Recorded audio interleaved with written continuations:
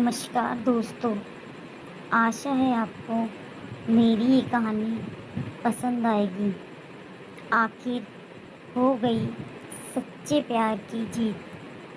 क्रिश और निशा दोनों ही एक दूसरे को बहुत चाहते थे।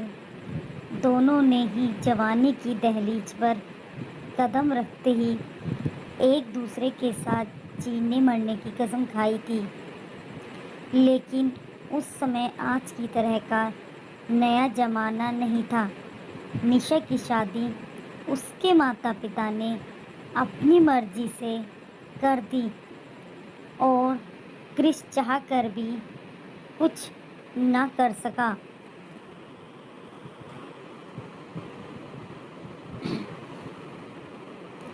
मर्जी से कर दी और क्रिस चाह कर भी कुछ ना कर सका। उधर क्रिस के घर वालों ने भी क्रिस की शादी कर दी। लड़की बहुत सुंदर थी, लेकिन क्रिस तो निशा का दीवाना था। इसीलिए उसकी पत्नी में क्रिस का कोई मोह नहीं था।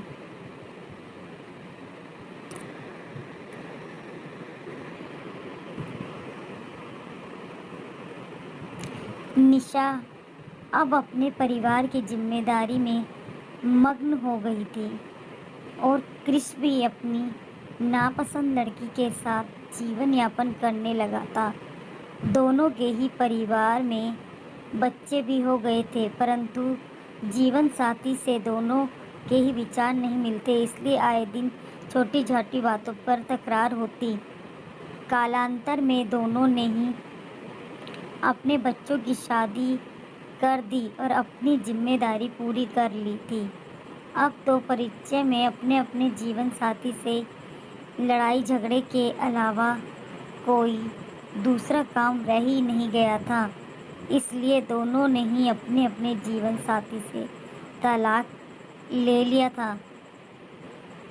तब तक नया ज़माना भी आ गया। इंटरनेट का युग था और शायद भगवान को भी यही मंजूर था। एक दिन क्रिश और निशा दोनों ही इंटरनेट के जरिए फिर एक दूसरे से जुड़ गए। एक दूसरे के बिना दोनों को ही चैन नहीं मिलता था। ऐसा लगता था कि दोनों का पूर्व जन्म का कोई रिश्ता रहा होगा। दोनों की घंटों नेट पर बातें होती थी।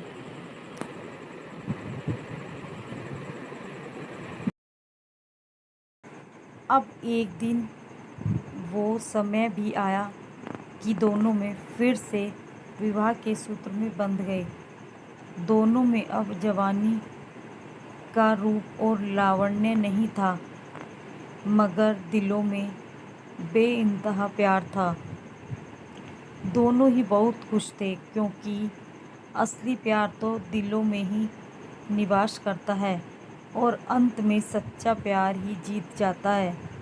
अब तो दोनों ने भगवान का शुक्रिया अदा किया और कहा कि हे भगवान, ऊपर वाले, तेरे घर देर है मगर अंधेर नहीं। आशा है दोस्तों, आपको मेरी यह कहानी पसंद आई होगी।